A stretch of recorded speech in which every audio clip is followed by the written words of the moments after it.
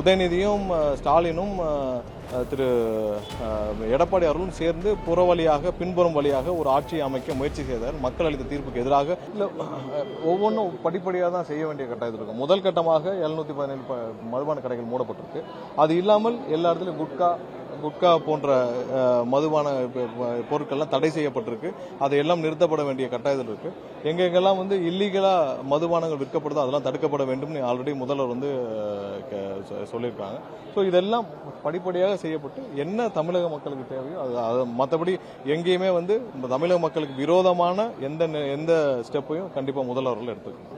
தேர்வுக்கு பழைய முதல்வர் தொடர்ந்து கடிதமா எழுதுறாருன்னு சொல்லி முதல்வர் ஏன்னா நீட் தேர்வு ஒன்றிய அரசுடைய கண்ட்ரோல் இருக்கு. கண்டிப்பா ஒரு தேர்வை கூட அவர்களால் ஒழுங்கா நடத்த முடியல. எவ்வளவு நேரம் மாணவர்கள் மன உளைச்சலுக்கு ஆளாவாங்க. ஒவ்வொரு நாளும் மாணவர்கள் மிகப்பெரிய மன உளைச்சல் இருக்காங்க. ஏன்னா இந்த தேர்வே பெரிய கஷ்டமான விஷயம். இந்த தேர்வுகள் இவங்க ஒரு தடவை நடத்தி முடிச்சுட்டு திரும்பவும் தேர்வு வைக்கிறாங்க. அதுக்கும் திரும்ப ப்ரிப்பேர் பண்ணணும். இது மிகப்பெரிய ஒரு வியாபாரமாகவும் இந்த நீட் தேர்வு மிகப்பெரிய வியாபாரமும் மாறி இருக்கு. சாதாரண ஏழை எளிய மக்களுக்கு ஒரு எட்டாத ஒரு இடமா இருக்கு. இதெல்லாம் மாற்றப்பட வேண்டும். நீட் வேண்டாங்கிறதா எங்களுடைய நோக்கம். பட் இது ஆல்ரெடி இம்ப்ளிமெண்ட் ஆயிடுச்சு. உச்சநீதிமன்றமும் ஆணையில இருக்கு.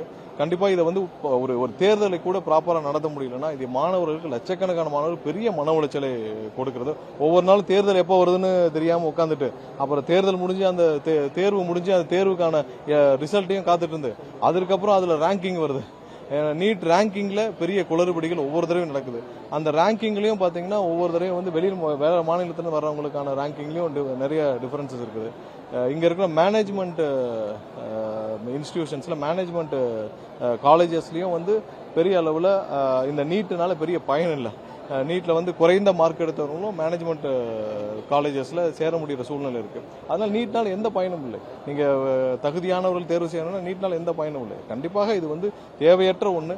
அட்லீஸ்ட் இந்த தேர்வையாவது மாணவர்களுக்கு ஒரு பெரிய மன உளைச்சல் எல்லாம் நடத்தி முடிக்க வேண்டும்.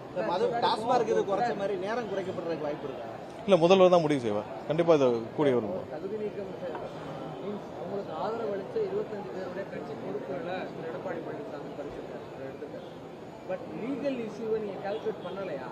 இல்ல, அதை பத்தி இல்ல, அது அவங்களுடைய கட்சி உட்கட்சி விவகாரம். அதுல என்ன நடக்குதுன்னு பேசுறதுக்கு எங்களுக்கு உரிமை இல்லை. ஏன்னா அவங்களுடைய கட்சியில் அவங்க ஆல்ரெடி அவங்க அதற்கான விளக்கம் கொடுத்துருக்காங்க. என்னன்னா திரு எடப்பாடி அவர்களும் ஸ்டாலின் அவர்களும் திரு எடப்பாடி அவருடைய மகன் மிதுனும் ஒரு வார பத்திரிகையில ஒரு சில தொழிலதிபர்களும் சேர்ந்து திமுகவும் அதிமுகவும் சேர்ந்து ஒரு ஆட்சியை அமைக்க வேண்டும் என்று முயற்சி செய்தான் இருக்கு. சோ அதற்கு எதிர்ப்பு தெரிவித்து அந்த கட்சி எதை நோக்கி புரட்சி தலைவரும் அம்மா அவர்களும் கட்சி ஆரம்பிச்சு கட்சியை நடத்திட்டு இருந்தாங்களோ அதற்கு எதிராக திரு எடப்பாடி அவர்கள் செயல்படும் போது அதற்கு எதிர்ப்பு தெரிவித்து பெரும்பான்மையான எம்எல்ஏக்கள் வெளியே மக்கள் என்ன தீர்ப்பளித்தாங்களோ அதற்கு ஆதரவு தெரிவிக்கிறோம். அவங்க எல்லாம் எம்எல்ஏக்கள் முன்னாள் அமைச்சர்கள் பேட்டி கொடுத்திருக்காங்க. சோ அதுல நம்ம பேசுறதுக்கு ஒண்ணுமே இல்லை. அதுக்கான விளக்கங்கள் ஆல்ரெடி தெளிவாக கொடுக்கப்பட்டிருக்கு. உதயநிதியும் ஸ்டாலினும் திரு எடப்பாடி அவர்களும் சேர்ந்து புறவழியாக பின்புறம் வழியாக ஒரு ஆட்சியை அமைக்க முயற்சி செய்தார். மக்கள் அளித்த தீர்ப்புக்கு எதிராக ஆட்சி அமைக்க முயற்சி செய்தார்கள் சொல்லதான் எல்லாரும் சொல்றாங்க. அந்த கட்சியிலிருந்து வந்த எல்லா எம்எல்ஏகளும் சொல்றாங்க. சோ அதுல அது நியாயமான ஒரு விஷயமா தான் படுது.